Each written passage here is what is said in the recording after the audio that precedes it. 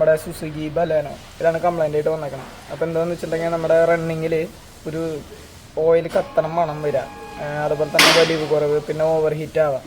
അതാണ് കംപ്ലൈൻറ്റ്. അപ്പോൾ നമ്മൾ ചെക്ക് ചെയ്ത സമയത്ത് കണ്ടതെന്ന് വെച്ചിട്ടുണ്ടെങ്കിൽ നമ്മുടെ ഓയിലും അതുപോലെ തന്നെ കൂളിൻ്റെ തമ്മിൽ മിക്സ് ആയിക്കണം. എൻജിൻ ഓയിലല്ല, ഗിയർ ഓയിൽ. അപ്പോൾ എങ്ങനെയാണെന്ന് കാണിച്ചു തരാം.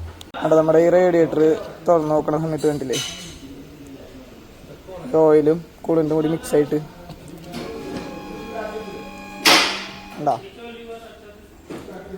ഇനി ഞാൻ ഗിയർ ഓയിലിൻ്റെ സ്റ്റിക്ക് എടുത്തിട്ട് കാണിച്ചു തരാം കേട്ടോ. ഗിയർ ഓയിലിൻ്റെ സ്റ്റിക്ക് വേണ്ടില്ലേ മിക്സ് ആയിട്ട്.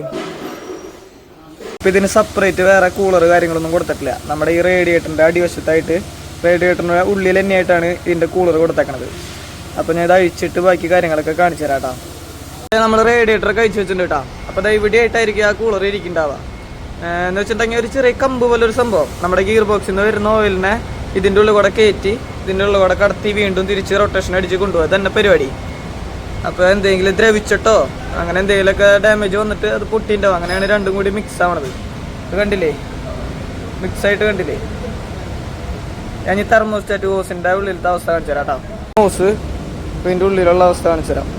കണ്ടില്ലേ, ഓക്കെ.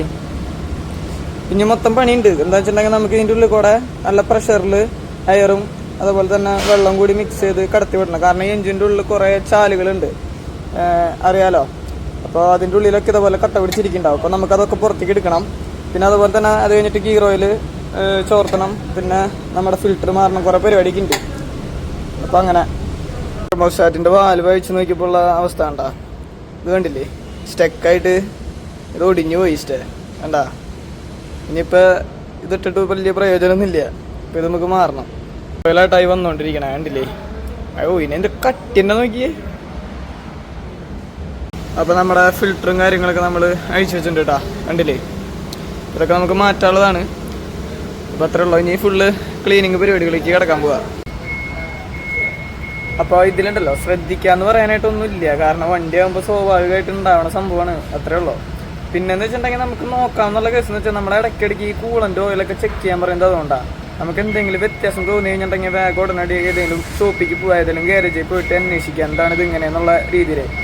ഓയിലിന് പല കളർ മാറ്റം വരാം. അതുപോലെ അല്ല നമ്മുടെ എന്താ പറയുക, റേഡിയേറ്ററിൽ കൂളൻ്റ് അത് ചെക്ക് ചെയ്യാം. അപ്പോൾ ഈ കൂളൻ്റിൽ എന്തെങ്കിലും കളർ വ്യത്യാസം ഉണ്ടോ, കൂളൻ്റ് കുറവുണ്ടോ, അതൊക്കെയാണ് നമ്മൾ ഇടയ്ക്ക് അത് ചെക്ക് ചെയ്യാൻ പറയണം. അല്ലാണ്ട് ഇപ്പോൾ സ്വാഭാവികമായിട്ട് ഇതൊക്കെ സംഭവിക്കുന്നത് തന്നെയാണ്. പക്ഷെ നമ്മൾ ചെക്ക് ചെയ്ത് കഴിഞ്ഞാൽ നമുക്ക് മുൻകൂട്ടി കാര്യങ്ങളിലേക്ക് എത്താം. ഇതിപ്പോൾ വണ്ടി ഓവർ ഹീറ്റായി സീനായി. അത്രേ ഉള്ളൂ. അപ്പോൾ അടുത്ത വീഡിയോയിൽ കാണാം.